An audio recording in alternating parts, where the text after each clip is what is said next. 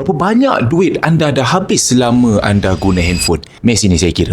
Katakanlah anda bayar hanya RM50 saja sebulan, maka setahun anda dah habis RM600. Maknanya selama anda guna handphone 10 tahun, anda sebenarnya dah habis RM6,000 semata-mata kerana call dengan data aja. Berbaloi ke? Saya kenalkan, ini adalah SIM card Tun Wow. SIM card ini dikuasakan oleh Celcom Digi. Anda nak kekal nombor lama boleh, nak pakai nombor baru pun boleh. Kalau anda guna SIM card sekarang, anda dapat call dengan data aja. Lebih baik anda pakai SIM card Tun Wow. Anda dapat call, data anda guna tak habis, boleh bawa ke depan. Kemudian anda dapat takaful kemalangan lagi RM30,000 percuma. Dapat hibah lagi RM4,000 percuma. Takaful ni anda tak payah bayar caruman pun tiap-tiap bulan. Anda dapat percuma saja sehingga 75 tahun. Kemudian anda dapat point. Point ni anda boleh berbelanja balik beli barang. Coverage pun Celcom Digi. Coverage paling luas dekat dalam Malaysia. Internet high speed 4G 5G guys. Nak tahu tak sebenarnya berapa banyak data anda guna sebulan? Mari saya tunjukkan. Anda pergi ke setting, klik dekat data usage. Bila anda tengok, rupanya anda guna data tak sampai pun 50 gig sebulan. Sebenarnya, rakyat Malaysia ni purata mereka menggunakan data sebulan sebanyak 25 hingga 35 gig je. Dalam Tun Wow, RM35 saja anda dah boleh dapat 75 gig data high speed. Data yang anda guna tak habis, dia akan bawa ke bulan-bulan seterusnya. Jadi dah macam unlimited guys. Tak ada kontrak, tak ada charge tersembunyi. Tun Wow juga ada plan 20, ada plan 50, ada plan 60. Semuanya mencukupi untuk rakyat Malaysia. Dengan kelebihan yang banyak macam ni, anda hanya perlu bayar RM19.50 sekali saja seumur hidup. Anda akan dapat singkat, 20 gig data high speed dan